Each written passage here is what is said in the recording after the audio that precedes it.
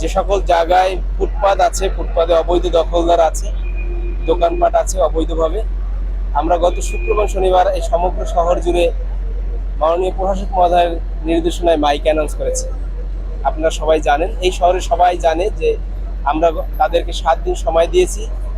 যারা যারা অবৈধভাবে এই ফুটপাতগুলো দখল করে আছে, জনসাধারণের ব্যবহার্য জায়গায় যারা এই দোকানগুলো করে আছেন, ব্যবসা পরিচালনা করছেন অবৈধভাবে, আমরা তাদের স্ব উদ্যোগে যাতে তাদের ক্ষতি না হয় সরিয়ে নেওয়ার জন্য বলেছি।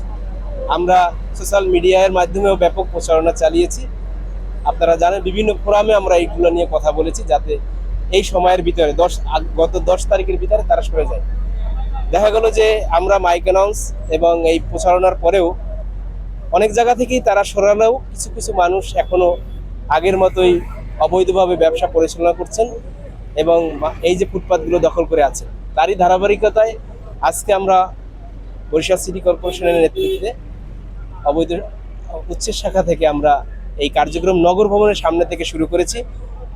আমরা নগর ভবন থেকে শুরু করলেও আজকে আমরা জনগুরুত্বপূর্ণ বিশেষ যে শাখাগুলো, বিশেষ জায়গাগুলো আছে, বিশেষ করে বেলস পার্ক, চৌমাথা, তারপর বিবেকপুর পার সহ যেখানেই এই এই যে ধরনের সমস্যা আছে আমরা এই উচ্ছেদ কার্যক্রম পরিচালনা করব। এইটা একটি ধারাবাহিক কাজ। মাননীয় প্রশাসক মহোদয়ের নির্দেশনায় আমরা এই কাজ চলমান রাখবো এবং যতক্ষণ পর্যন্ত এই ফুটপাতগুলো দখলদারিত্ব থেকে মুক্ত করতে না পারি আমরা এই উচ্ছেদ অভিযান কার্যক্রম পরিচালনা করব। এক শ্রেণীর মানুষ আবার তাদের পক্ষে বলে যে তারা কোথায় যাবে, কিন্তু সিটি কর্পোরেশন তো আসলে জনমানুষের একটা প্রতিষ্ঠান। এখানে সেবার প্রতিষ্ঠান, 2 জনের জন্য 10,000 মানুষ ভোগান্তি সৃষ্টি হবে, এইটা হতে পারে না। এর জন্য আমরা এবার কঠোরভাবে নির্দেশনায় আছি এবং আমরা যতক্ষণ পর্যন্ত এই অবৈধ উচ্ছেদগুলো না হবে ততক্ষণ পর্যন্ত ধারাবাহিকভাবে চলবে।